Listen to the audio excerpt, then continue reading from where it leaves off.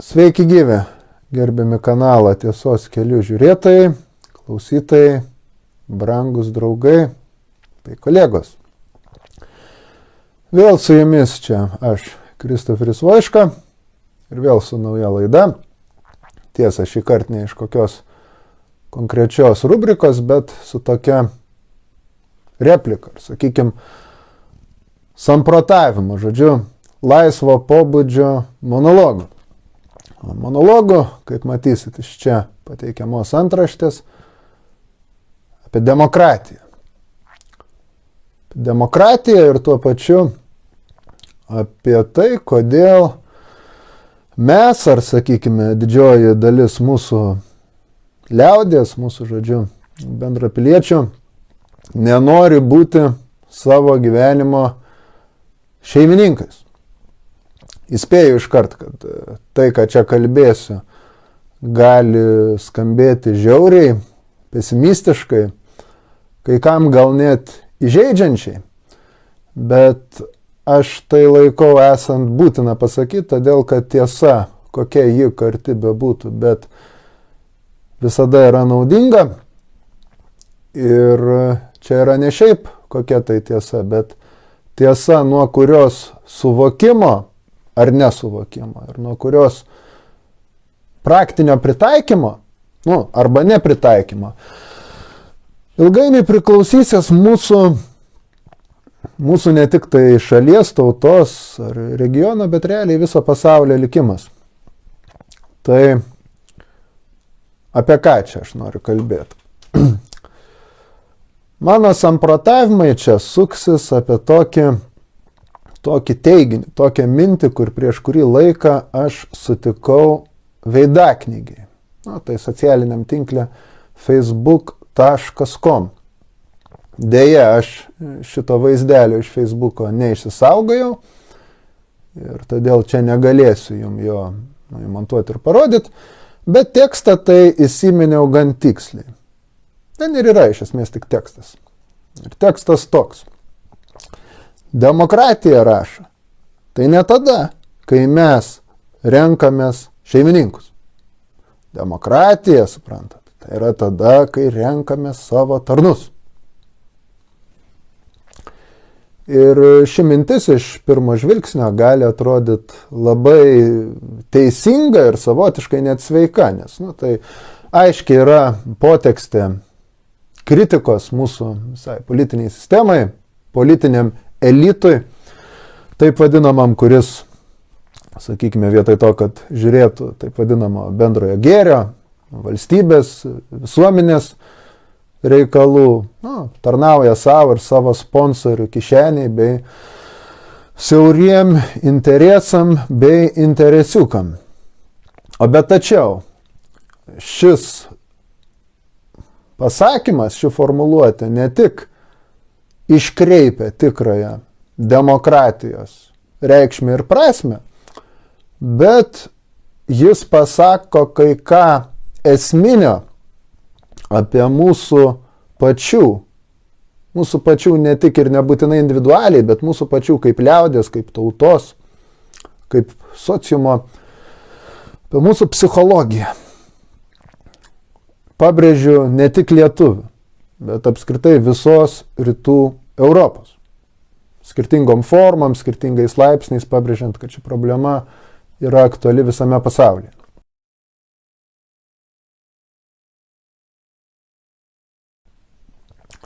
Kokiagi čia yra problema? Nuo tos problemos konstatavimo, skaitykit, čia aš ir pradėsiu dėstymą. Tai problema yra ta, kad dėja, brangieji, bet demokratija nėra, kai mes renkam šeimininkus. Kaip ir demokratija nėra, kai mes renkam tarnus savo. Demokratija yra, kai mes visi kartu esame šeimininkai. Mintis, kurią aš pasakiau, kol kas, aišku, yra abstrakti, gal skamba, kaip pasakyti, labai jau pretenzingai, egzaltuotai, kad visi mes šeimininkai. Bet kaipgi tai suprasti?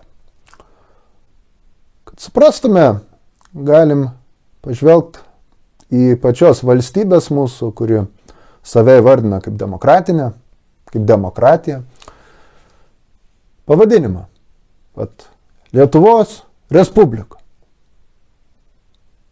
Ar dabartinė Lietuvos Respublika, ar Tarybų socialistinė Lietuvos Respublika, ar netgi ta vasario 16 Lietuvos Respublika, bet visur žodis Respublika. Ką reiškia Respublika?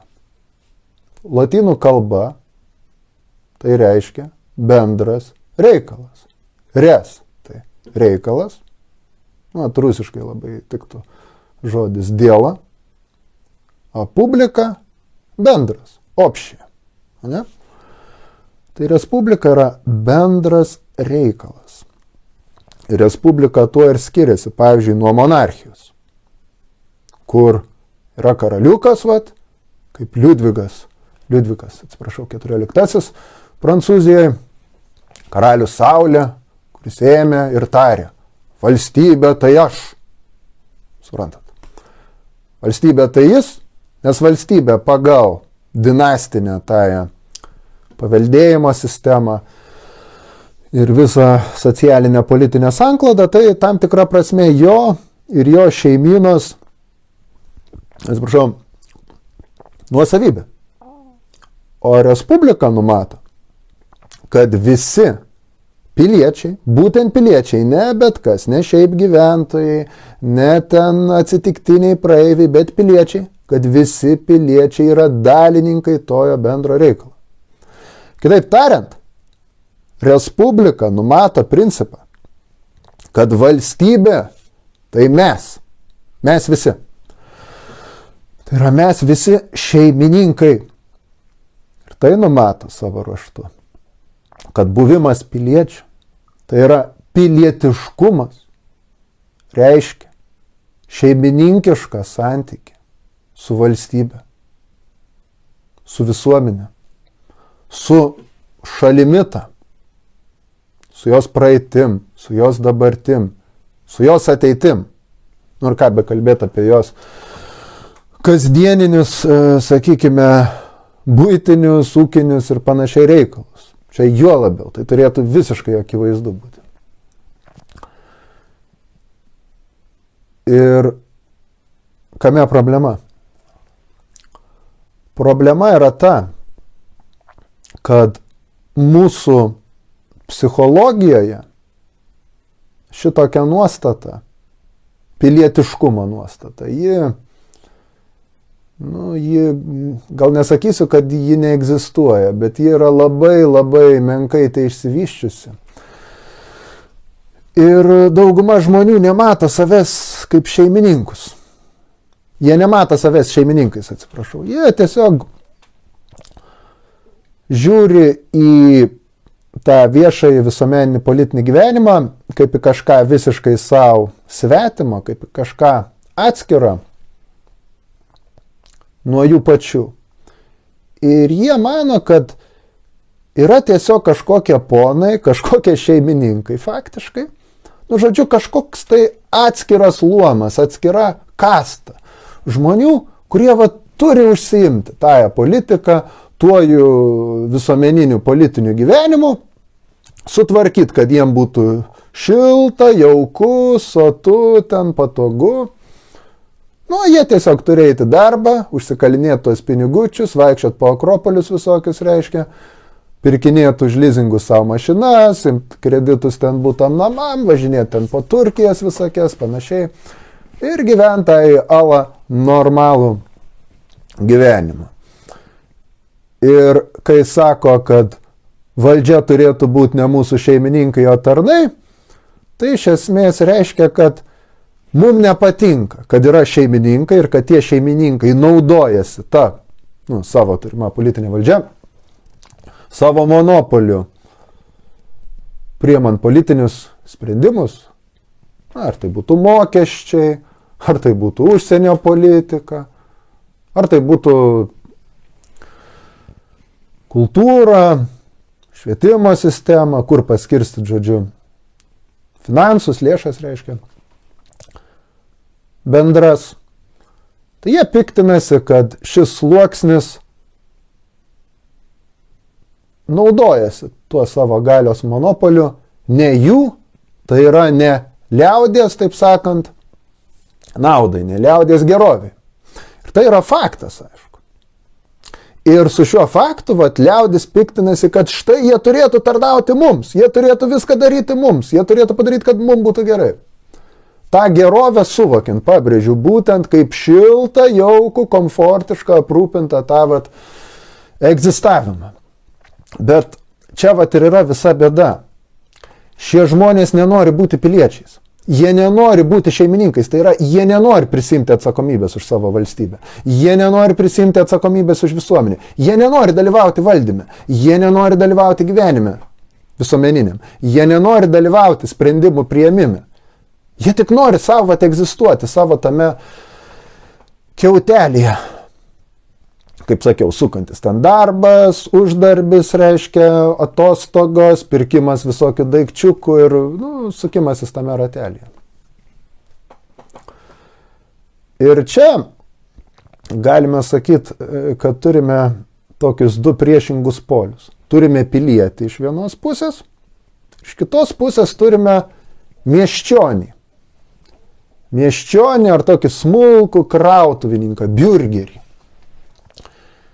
Jei pilietis, tikrąją, gerąją to prasme, tai yra žmogus, kuriam rūpi respublika, tai yra bendras reikalas, bendras gėris.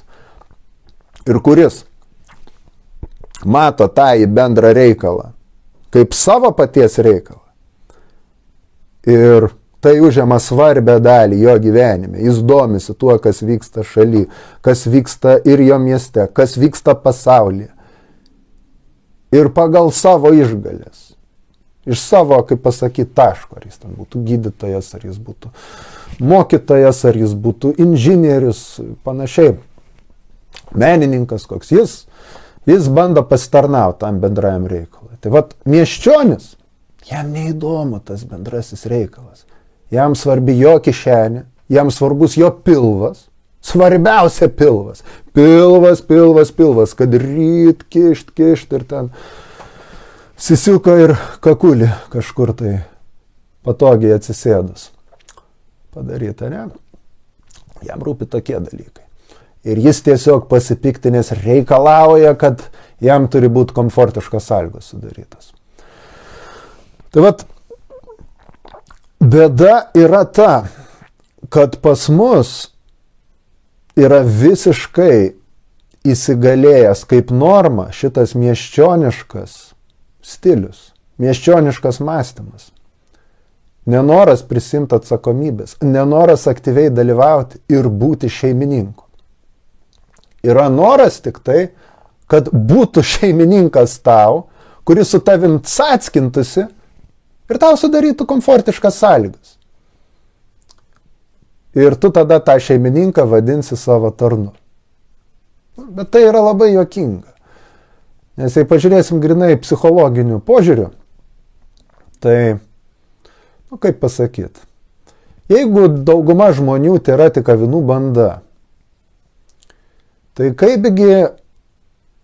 kaipgi piemuo ir mėsininkas, sakykime, žiūri savo avių bandą. Jis laiko tas avis minimum tam, kad nukirptų jų vilną, o maksimum tam, kad papjautų. Ar taip, manau, papjovimas yra neišvengiama baigiamoji maršruto stotelė.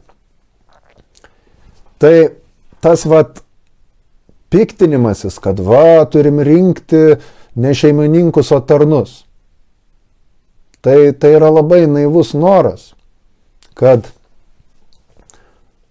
tas tavo piemuo norėtų ne tau vilną nukirpt, ne tave papjaut, o kad jis tiesiog tave lepintų.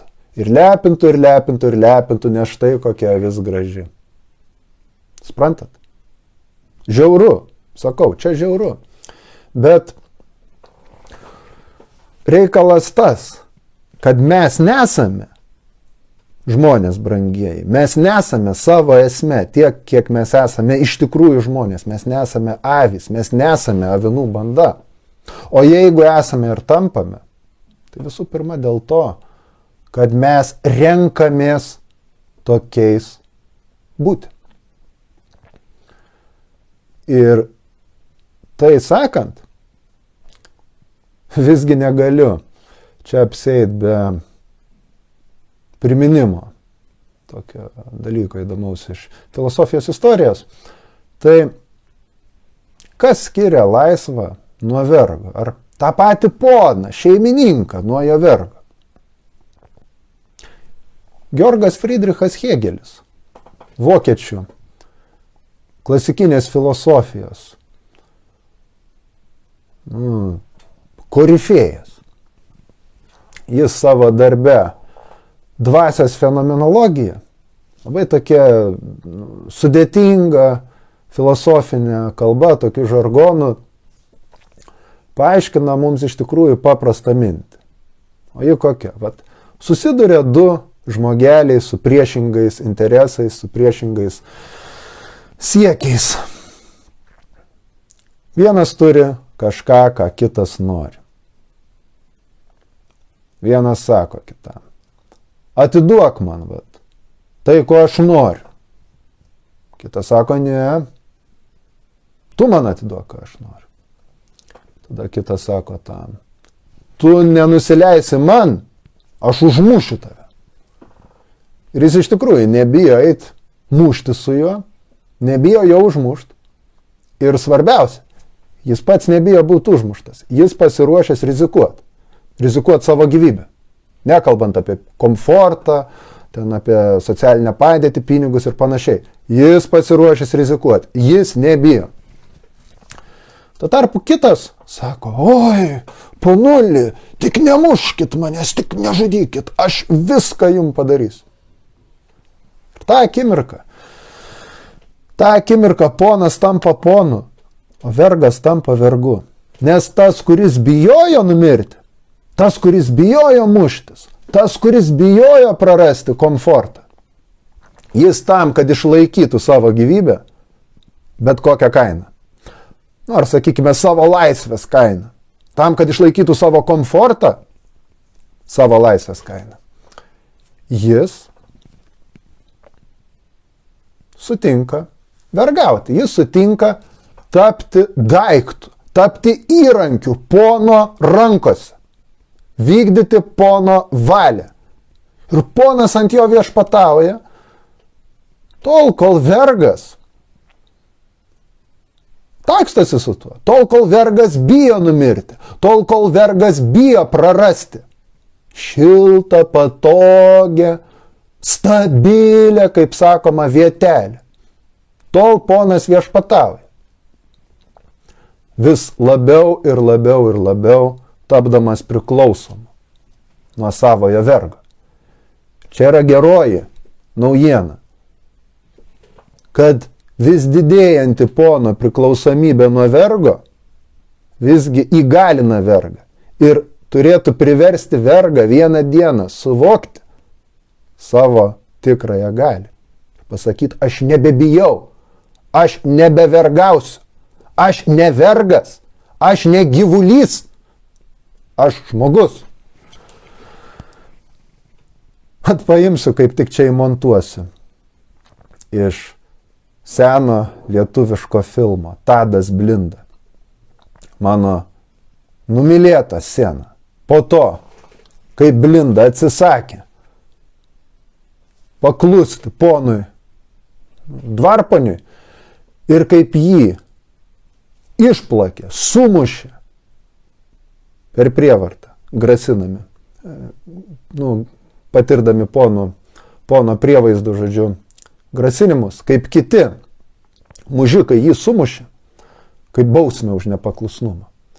Ir jisai daržiniai po tų sumušimų atsigavinėja ir iškelia savo draugui esminį klausimą.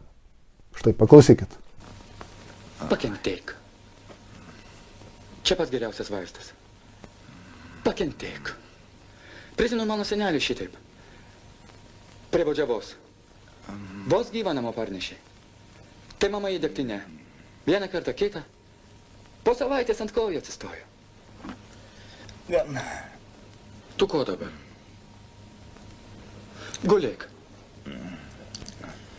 Jei nenori, aš galiu. Užtenka man tavo pasako. Prie baudžiavos. O dabar kitaip muša. Šiandien Simoną matei. Žmonės mes ar gyvuliai? Nežinau. Turbūt. Žmonės užtat, kad žmonės. Ir bizūnai smūgiuot mes irgi mokam, tik tai nežinome, kieno nugarą skalbti. Na, brolau, man atrodo atėjo laikas Koks laikas? karaliauti. Tu matei kada nors karaliaujantį ubagą? Ne. Aš tau jį parodysiu. Valakiai netokius ponus sutvarkėme. Užkursime ir šitiems kotams. Tai va, žmonės mes ar gyvuliai? Čia esminis klausimas. Ir kai Blinda pasako, kad karaliausim, tai reiškia, kad mes tapsim ponais. Bet mes netapsim ponais tam, kad kažkam jotume ant sprando, o tam, kad visi kartu karaliautume, kad visi taptume šeimininkais. O kad būtume šeimininkais, mes neturime engti kitų, išnaudoti kitus. Mes turime skaityti, kad mūsų šalis yra mūsų respublika, tai yra mūsų visų bendras reikalas. Ir mes nesėdėsim laukdami, kol kažkas kažką kažkaip už mūsų tvarkys. Sakydami, ai, kitas padarys, kitas nueis ten į mitingą, kitas ten, aš nežinau, nubalsuos ten, kitas dalyvaus profsąjungoje, kitas bilinėsi su darbdaviu, kitas ten bilinėsi su nesąžiningu daugiabučio namo administratorium ar panašiai. Ne. Tai žmogus, kuris pasakys, jeigu aš to nepadarysiu, niekas to nepadarys. Kuris parodys pavyzdį kitiems, negailėdamas savęs, nebijodamas dėl savo kailio. Tada prie to žmogaus jungsis kiti. Va, čia tokia, kiek man neįprastai, kalbant prieš kamerą neįprastai, nes prieš kamerą šiaip pratęs kalbėti kiek lėčiau, flegmatiškiau nei realiam gyvenime, bet emocingai padariau tokią įvadinę, įžanginę prakalbą, bet tuo nebaigsiu. Noriu dar išplėtoti tą, ką čia pasakiau. O išplėtoti dviem aspektais. Vienas aspektas tai būtų ekonominis aspektas šios problemos, tai yra demokratijos ir to šeimininkiškumo. Ir antras tai istorinis aspektas. Žiūrint ne tik kur ir kaip mes dabar esame, bet kaip mes prie to priėjome. To, ką dabar turime. Taigi, ekonominis aspektas. Manau, kad net beklausant mano šitos kalbelės galėjo kilt mintis, tvarkoj, čia žmogus moralizuoja, kad turi čia jausti šeimininkais, kad turi ten dalyvauti, turit jaustis atsakingi, taip toliau. Bet atleisk, kaip aš šitai darysiu, kai aš turiu mokėti paskolą už savo namus, kai aš turiu ten 2-3 vaikus išlaikyti, ar ten nuomą mokėti ir panašiai. Man laiko nelieka. Aš visą laiką sukuosi, reiškia, šitam rate. Taip. Tai yra reali problema.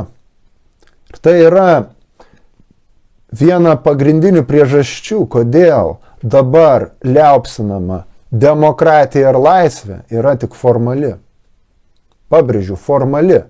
Tai yra formalių požiūrių, formalių procedūrų požiūrių. Aš neabejoju, kad vyksta tie rinkimai, gali ten pasirinkti iš skirtingų kandidatų, iš skirtingų partijų. Ir aš net netikiu, kad tie rinkimai ypatingai kažkaip tai ten klastojami. Bet realios demokratijos nėra dėl tos priežasties, kad tas vadinamas elektoratas Tai ir yra tik elektoratas, tai ir yra tiesiog faktiškai vergai ir baudžiauninkai šiuo laikiniai, kuriem yra suteikiama teisė nueit ir nubalsuot už tai, kas 4 metus bus jų prievaizdais. Prievaizdais aukščiausios grandies. Ne?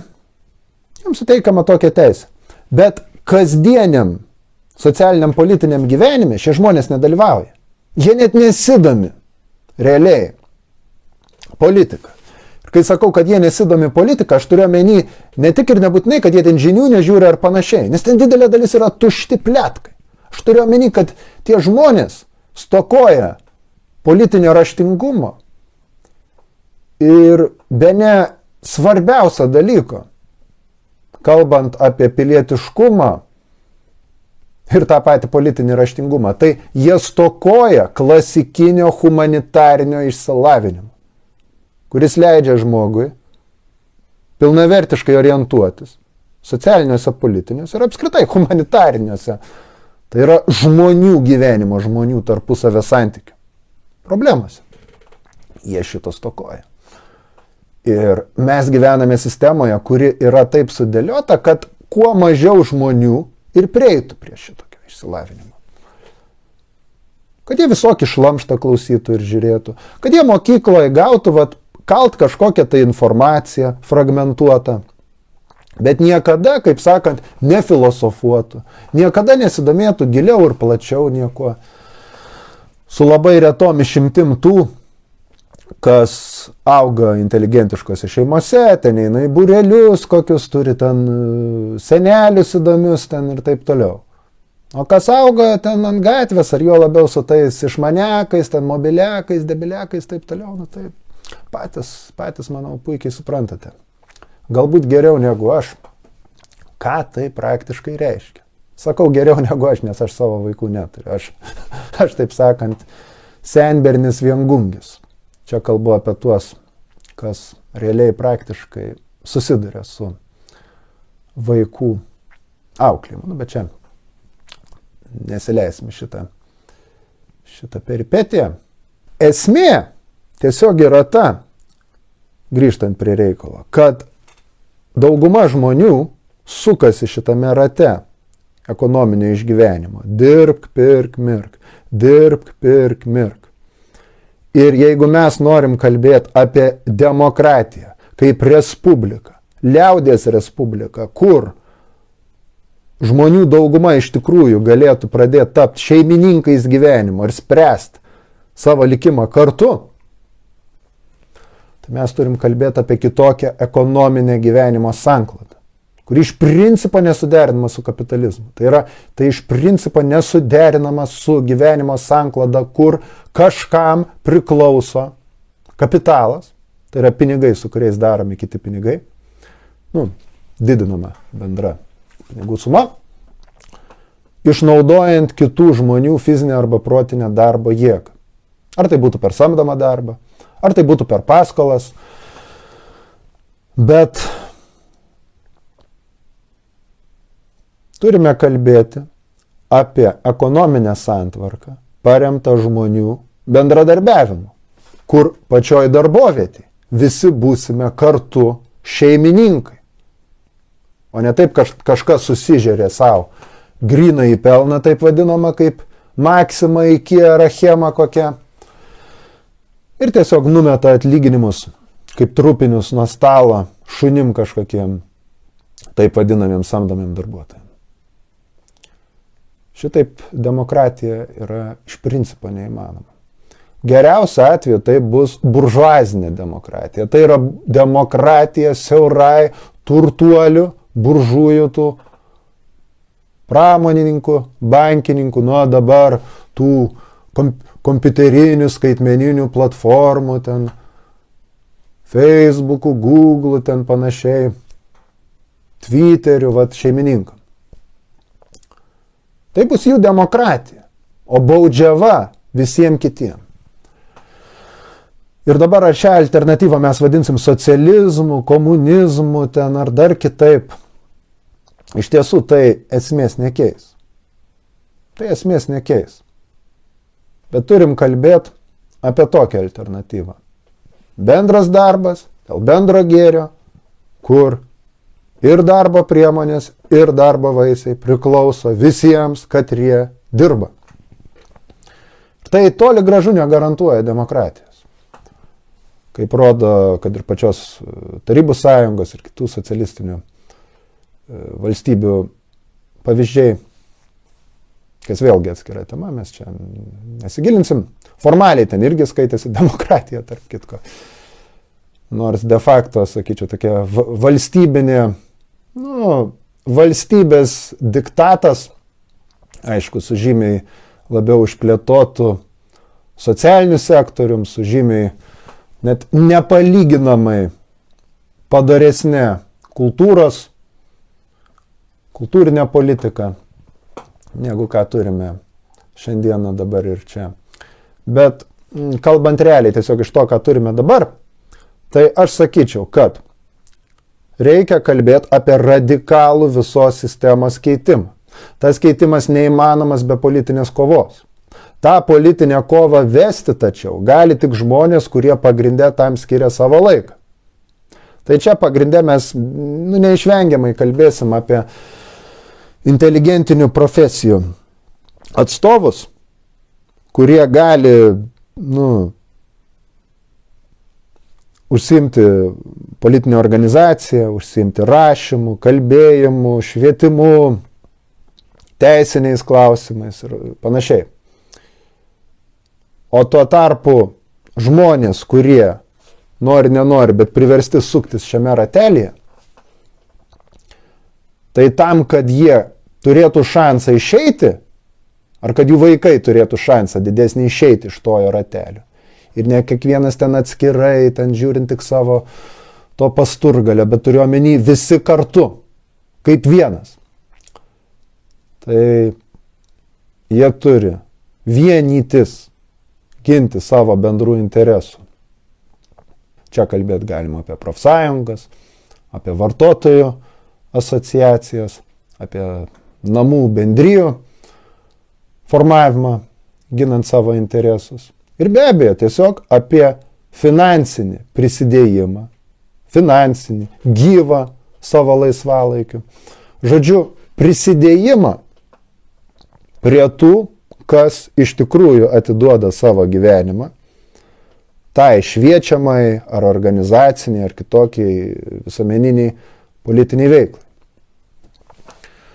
Tai čia būtų tasai ekonominis aspektas. Kol egzistuoja kapitalizmas, kol egzistuoja išnaudojimas, tol pilnos demokratijos nėra ir būti negali iš principo. Dėl jos reikia kovoti, keičiant sistemą. Dabar antras momentas. Tai istorinis aspektas. Demokratija. Kalbam apie šitą sąvoką. Bet kas tai yra? Iš kur tai pareina iš viso? Čia yra graikiška sąvoka. Liaudies valdžia. Demosas tai liaudis, kratija valdžia. Ir jeigu žiūrėsime į klasikinį demokratijos prototipą, tai yra į senovės Atėnų miestą valstybę. Ypač koncentruosimės į 5 amžių prieš mūsų erą, prieš Kristaus gimimą, žodžiu. Tai ankstyvuoju laikotarpiu mes ir matysime visuomenę, kurios daugumą sudaro piliečiai, būtent laisvi žmonės, kurie nedirba ant kažkokio darbdavio, bet yra pirkliai, amatininkai, valstiečiai laisvi, kurie palyginti nedideliai, žvelgiant šio laikiniu mastu, politiniai bendrijai eina į masinius susirinkimus, mitingus ir ten kartu ne tik tai renkasi savo atstovus, bet per referendumus masinius sprendžia savo likimą. Ir gali viešai diskutuoti, ginčytis apie tai, kas ir kaip turėtų būti. Čia jokių būdų nereiškia, kad tai yra tobula, kad tai yra būtinai labai gerai, ar kad ten būtinai tie sprendimai bus teisingi, ar kad tie atstovai būtinai bus dori ten ir atsidavę tos respublikos, tai yra tojo bendro reikalo reikalams. Tai nė velnio to negarantuoja. Pilna demagogų, apgavikų, narcizų, manipuliatorių, taip toliau ir panašiai. Ir jei žiūrim, kaip rutuliuojasi tiek Atėnų, tiek daugelio kitų demokratinių tų polių ar miestų valstybių istorija, tai augant socialiniai neligybei, faktiškai piliečiais ir lieka žymė dalim tiesiog vergvaldžiai. Ir gaunasi, kad tai demokratija turčiams, demokratija vergvaldžiams. Ir toji struktūra išsigimsta. Bet nepaisant to, pažiūrėsim ar filosofiją, meną, mokslą, tai Atėnai buvo be konkurencijos tos epochos šviesulys. Nesakysiu, kaip čia apie partiją tarybiniais laikais sakė, kad garbė ir sąžinė. Bet tikrai šviesulys. Ir tai, manyčiau, neatsitiktinumas, bet dėsningumas. Susijęs būtent su tuo, kad tai buvo respublika. Tai buvo bendras reikalas ir buvo kritinė masė žmonių, kurie buvo ir jautėsi šeimininkais. Einant toliau, jei žiūrėsime jau į save, tai Lietuvą, Rytų Europą plačiau, sakykime, tai situaciją turime visai kitokią. Viduramžiais susiformuoja mūsų Lietuvos valstybingumas, Lietuvos didžioji kunigaikštystė ir vos tik tai susiformuoja stipresnė centrinė valdžia, priimamas krikštas, integruojamas į civilizuotą į to meto pasaulį, taip sakant, įsibėgėja įbaudžiavinimas valstietijos. Žodžiu, įtvirtinama feodalinė visuomenės sankloda. Ir kai susijungiama su Lenkija per 1569 metų Liublino uniją, tai irgi gaunam savotišką, dabar beje idealizuojamą demokratiją. Bajorų ar šlechtos, žodžiu, šito luomo demokratija, kurie turi ir savo seimą, ir turi veto teisę, tai yra sprendimai turi būti priimami vienbalsiškumo principu.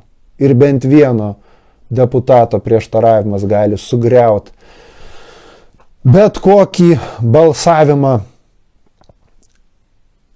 Ir dabar, kai bandoma idealizuoti tąją, faktiškai Lenkų valstybę, kurios priedėlių mes per mūsų sulenkėjusi elitą tuo metu buvome, tai čia ir yra idealizuojama toji demokratija, kaip vos ne alternatyva labai gera čia absoliutinė monarchija, aišku, čia nurodys visų pirma Maskvos valstybę, tapsiančią carinę Rusijos imperiją.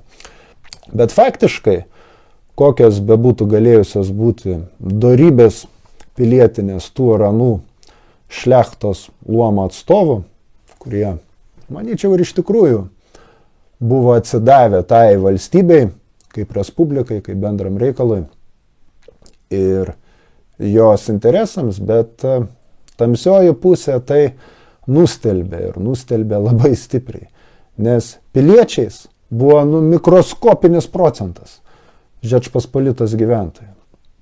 Tai ir buvo tik tai bajorai, daugiau niekas. Ir jie tarpusavį pjovėsi, tarpusavį intrigavo, pirkdavo, parduodavo ir parsiduodavo.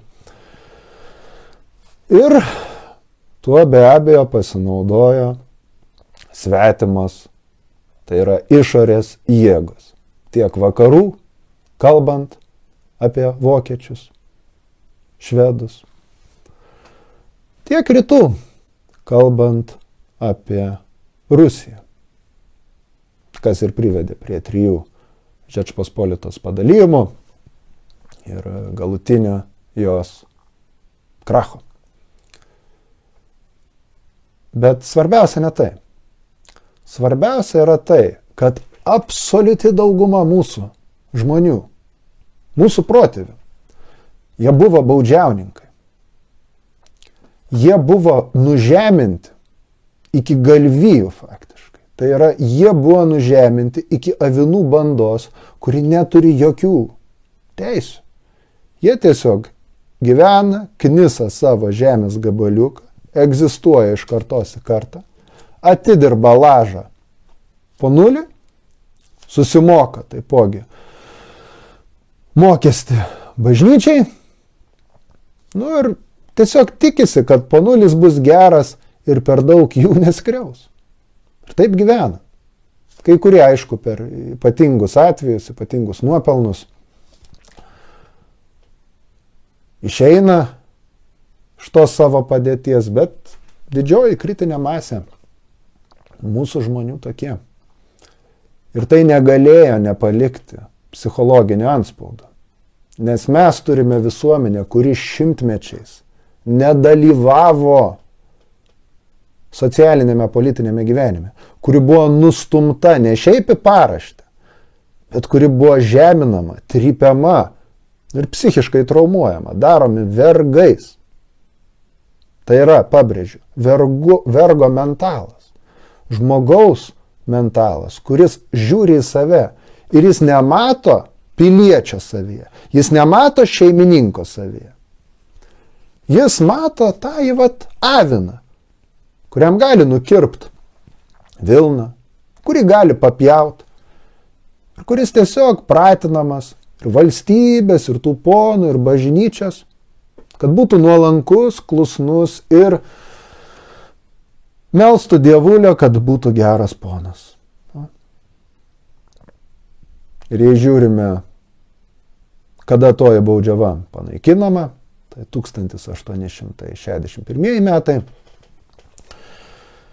net tada jokia vadinama demokratija čia neateina, skirtingai nei vakarų Europoje, kur toji demokratija buvo, bet ji buvo kapitalistinė.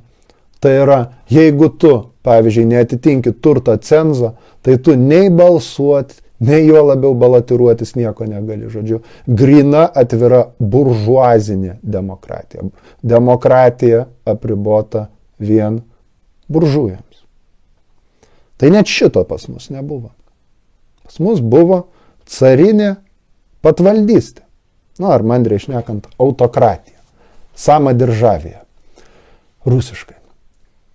Ir jau tik tai 20-ame amžiuje pasiekoja 1905 metų revoliucijos ir 1917 metų vasario ir spalio revoliucijų jau prasideda kažkoks judėjimas, kažkoks judesys. Ir turime 1918 metais du vienas kitam priešingus ir priešiškus, tarpusavį konkuruojančius Lietuvos valstybingumo projektus. Tai yra, turime vasario 16-osios Lietuvos Respubliką ir turime gruodžio 16-osios Tarybų Lietuvos Respubliką. Nu, bet ir tas Respublika. Vienas tiesiog tokių nacionalinių buržuazinių pagrindų, kitas revoliucinių socialistinių pagrindų. Bet ir tas pripažįsta vienaip ar kitaip, geruoja ar piktuoja, bet pripažįsta Respublikos principą. Kągi, laimi tąją dvikovą dėl aplinkybių, kuriuo aš čia nelukštensiu, vasario 16-osios Lietuva. Ir turime kurį laiką formaliai, taip vadinama demokratija. Turim skirtingas partijas, turim rinkimus, turim parlamentarus, turim prezidentą, viską. Tiesa, Lietuvos komunistų partija nuo pat pradžios uždrausta, kaip vienintelė tokia radikalioji tokia kietoji opozicija egzistavusiai santvarkai. Bet yra ir krikščionys demokratai, ir tautininkai, ten socialdemokratai, liaudininkai ir panašiai ir panašiai. Visi jie yra, visi jie gali veikti, visi jie tarpusavį ten gali pliurpt, ginčytis, diskutuoti ir taip toliau. Bet pas mus demokratija Lietuvoje neišgyvena net dešimtmečio. 1926 metų gruodį įvyksta iš esmės fašistinis valstybės perversmas. Fašistuojantiems karininkams, Povilui Plechavičiui ir Skorupskiui, nuverčiant prezidentą Kazį Grinių ir vietoje jo į prezidento postą pastatant Antaną Smetoną, kuris Lietuvoje ir šeimininkauja iki pat 40 metų. Tai yra savo tojo režimo kracho ir Lietuvos posūkio į Tarybų sąjungą. Tai yra Lietuvos virsmo iš Lietuvos Respublikos į Lietuvos Tarybų socialistinę Respubliką. Irgi Respublika. Tik su tokia santvarka. Patinka dabar tai pripažinti ar nepatinka, bet absoliutus skurdas liaudies masių ir socialinė neligybė klestėjusi toje smetoninėje Lietuvoje tikrai jai neiššaukė didelių simpatijų. Ne iš darbininkų, ne iš valstiečių, ne iš šviesesnių ir, sakyčiau, socialinę sąžinę turėjusių inteligentų. Atitinkamai buvo ir, kas dabar skamba neįtikėtina, bet gana stiprus kairysis judėjimas mūsų toj šaly. Ir atitinkamai Smetonos pabėgimas, žlugimas to režimo, tos santvarkos buvo pasitiktas su entuziazmu, su viltim šviesesnės ateities.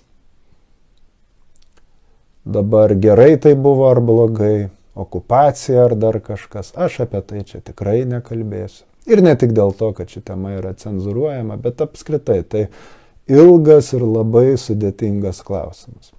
Pakaks konstatuoti tiek, kad atėjo karas, atėjo vokiečiai, susidorojo su 200 000 beveik mūsų bendrapiliečių žydų, nebevietinių patriotų, fašistuojančių, šiaip sugyvulėjusių, sužvėrėjusių miesčionių, pavydinčių mažiausio daikčiuko savo kaimynams ir norinčių užgrobti, užvaldyti savo kaimyno turtą. Tai nebe jų pagalbos.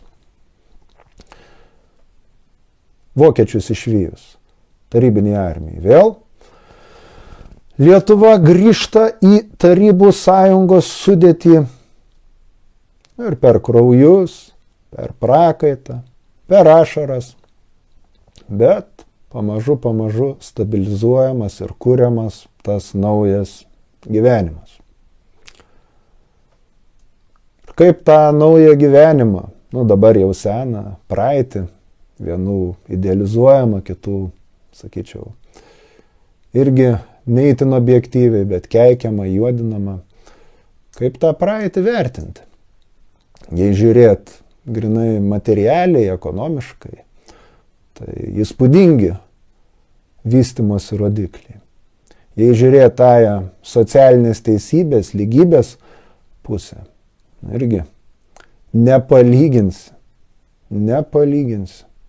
Skirtumas tarp viršų ir apačių, kokios be būtų buvęs tos partinės privilegijos, tos spec krautuvės ar kiti iš tiesų šlykštus ir gėdingi dalykai, buvo labai mažas skirtumas, labai mažas palyginus atotrūkis. O bet tačiau, ar tai buvo neformaliai ar realiai respublika? Tarybų sąjunga apskritai. Kiek kalbu su žmonėm tada gyvenusiais, kiek bendrauju su jais ir žinau jų mentalitetą ir kiek skaitau ir pats mąstau, aš nemanau, kad ten buvo respublika.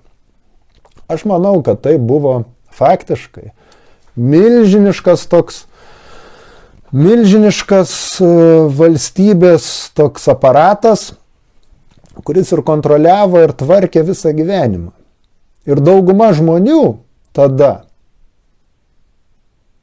jie buvo pasyvūs dalyviai. Jie nesijautė šeimininkais tos valstybės. Ir jie nebuvo šeimininkai tos valstybės.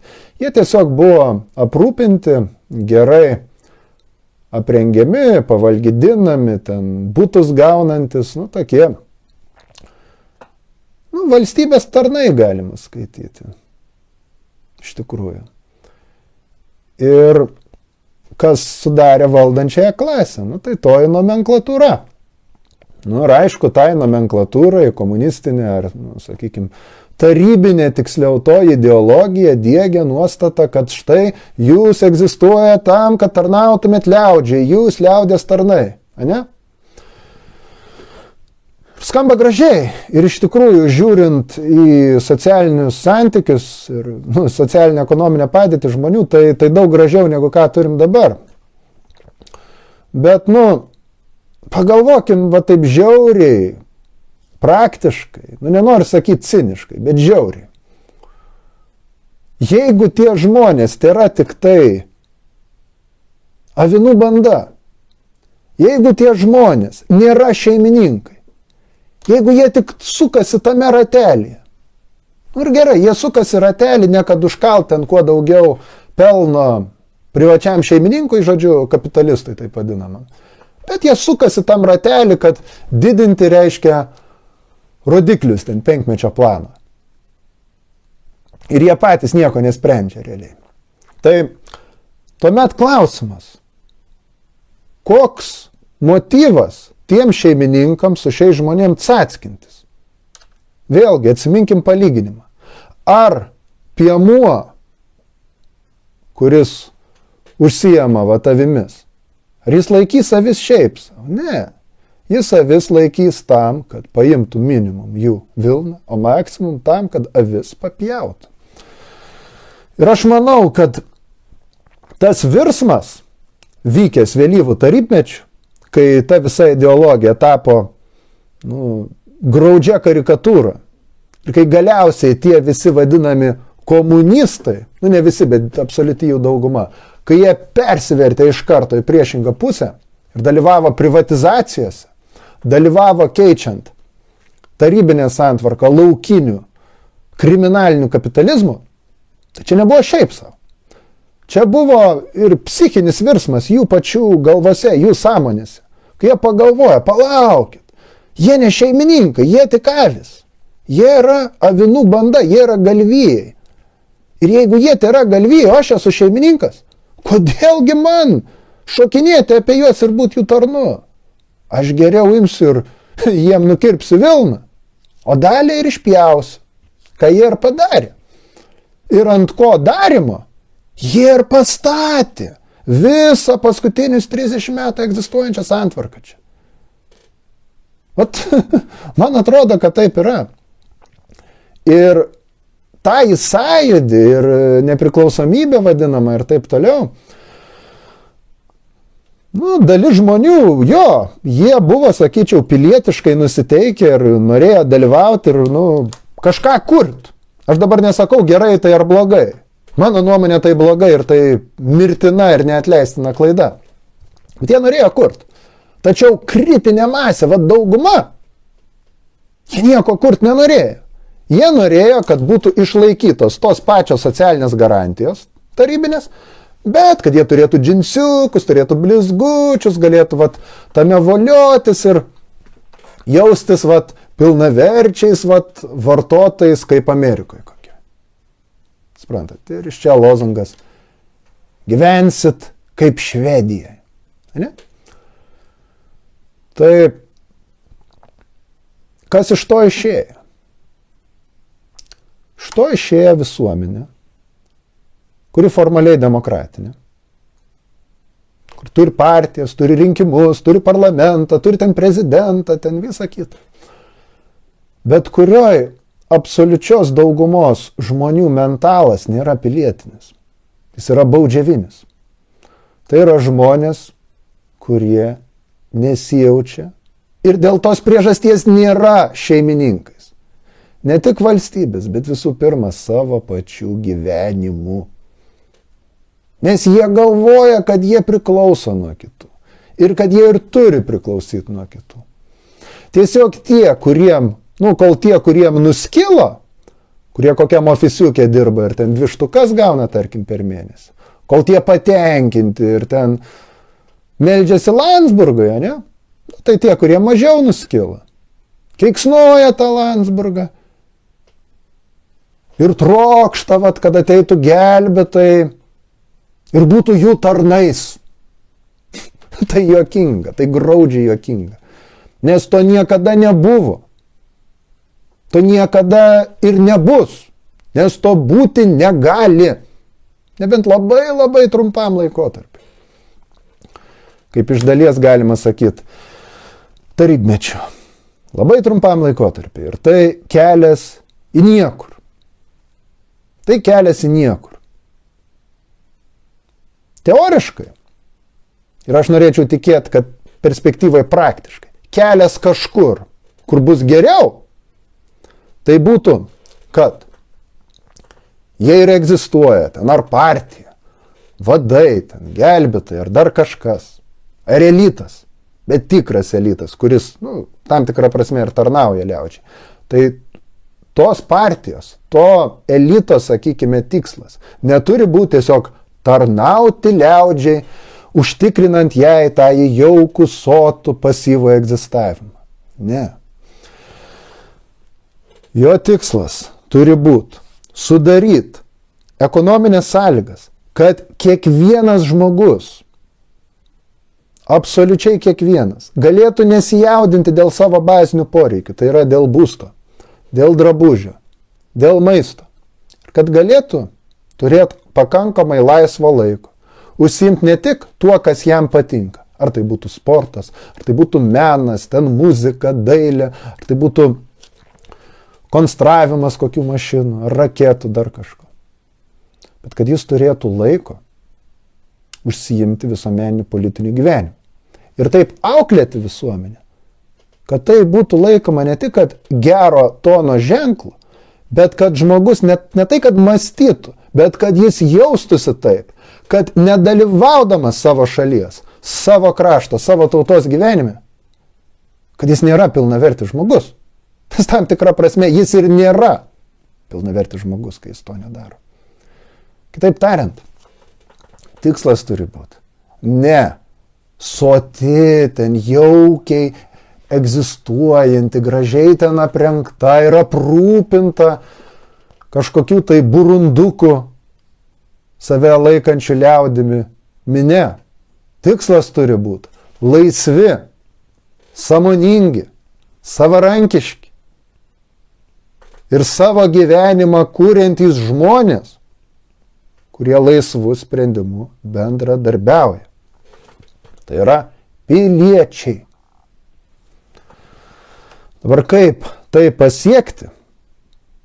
Čia jau, draugai mano, yra didelis klausimas, į kurį aš jums dėja konkretaus ir 100% atsakymo pateikti negaliu.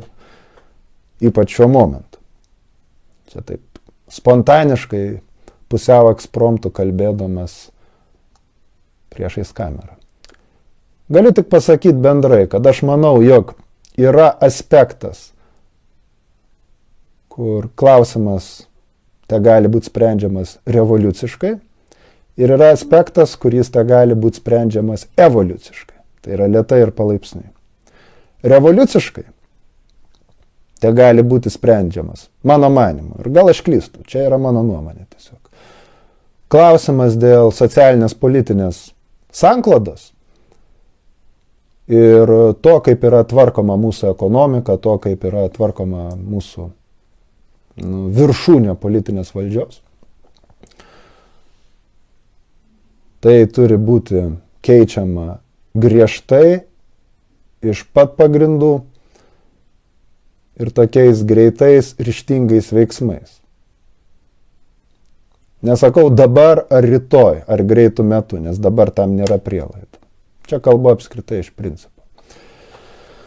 Bet tam, kad tai turėtų efektą, tam, kad tai nedegraduotų ir neišsigimtų, kai praktiškai degraduoja ir išsigimsta viskas. Ar tai būtų, žiūrint į 20 amžių, Tarybų Sąjungos komunistų partija ir toji valstybė, ar tai būtų, pavyzdžiui, bažnyčia ir krikščionybė, daugelis kitų judėjimų, religinių, politinių fenomenų žmonijos istorijoje. Tai visgi reikalingas evoliucinis procesas link to, kad toji vedanti ir aktyvi mažuma įtrauktų į savo gretas vis daugiau ir daugiau ir daugiau paprastų tų žmogučių. Kad paprasti žmogučiai taptų žmonėmis iš didžiosios raidės.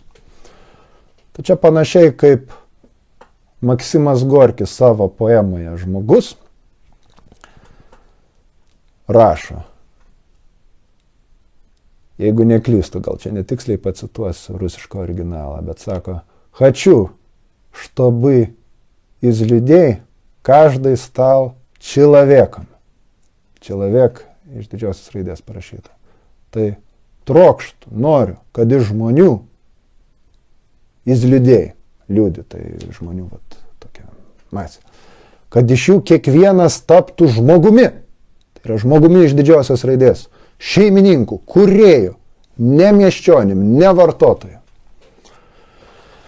Nes tik žmogus gali būti šeimininkas, nebūdamas vergvaldžiu, nebūdamas išnaudotoju, nebūdamas engėjų, parazitų,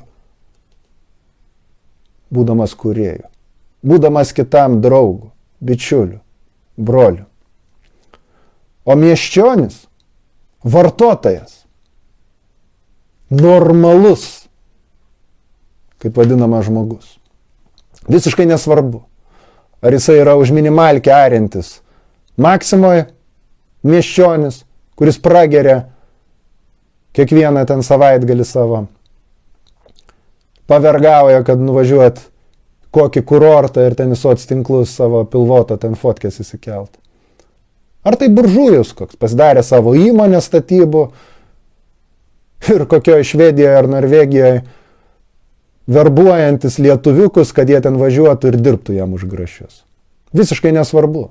Miesčionis, o miesčionis yra psichotipas.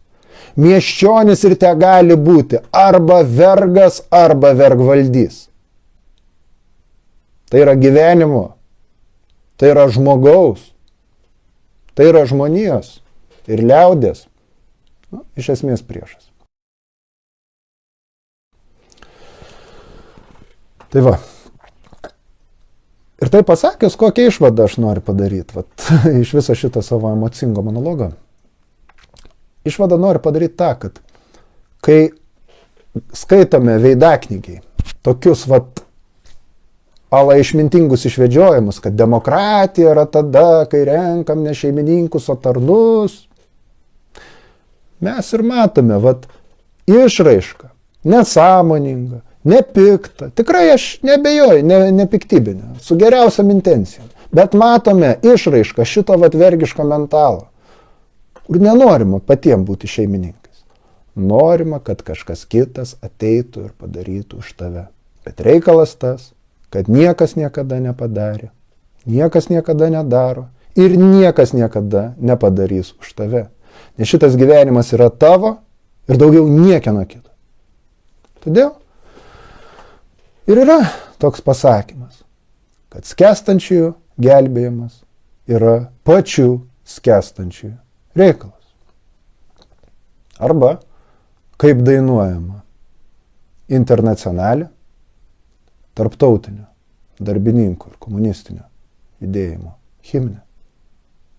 Tai kaip ten žodžiai. Nei dievas, caras, nei galiūnas mums išvadavimo neduos. Vaikai garbingosios komunos save iš skurdo išvaduos. Tokia tad būtų pagrindinė mintis. Nustokim verkšlę dėl šeimininkų. Nustokim ieškoti kažkokių tai alatarnų, tai yra gelbėtojų. Ir patys tapkim šeimininkais. Visų pirma, savo galvoje. Kad taptume šeimininkais, turime keisti pradžiai ne tai, kad politinius institutus, įstatymus, ten prezidentus ar dar kažką. Mes turime keisti savo psichiką, savo, kaip sakiau, mentalą. Mes turime keisti savo kultūrą. Iš vartotojų, iš miesčionių, iš parazitų ir parazitų aukų. Į piliečių, į laisvų žmonių, į kūrėjų kultūrą. Va. Tikiuosi, kad ši mano kalba bent kiek, bent vieną kitą žmogų bus paskatinusi sukti šią linkmę ar, kaip pasakyti, padrasinusi, įkvėpusi kažkiek tai tuos, kurie jau eina šią linkmę. Ir tai pasakęs, tai noriu paskatinti, kad jeigu tai, ką čia kalbėjau, rezonuoja su jumis, atliepia tai, kas jūsų prote, kas jūsų širdyje, tai parašykit. Parašykit man laišką čia nurodomu elektroninio pašto adresu ir gal rasim būdų, kaip kūrybiškai, sakykime, bendradarbiauti. Va. Tai tokia yra šita laida. Ta aš norėjau pasakyti ir tai pasakęs tradiciškai skatinu žiūrėjusius dėti nykščius į viršų, dalintis, skatinu prenumeruoti, todėl kad jeigu jūs to nedarysit, čia šita žinia, šita informacija tikrai nelabai sklis.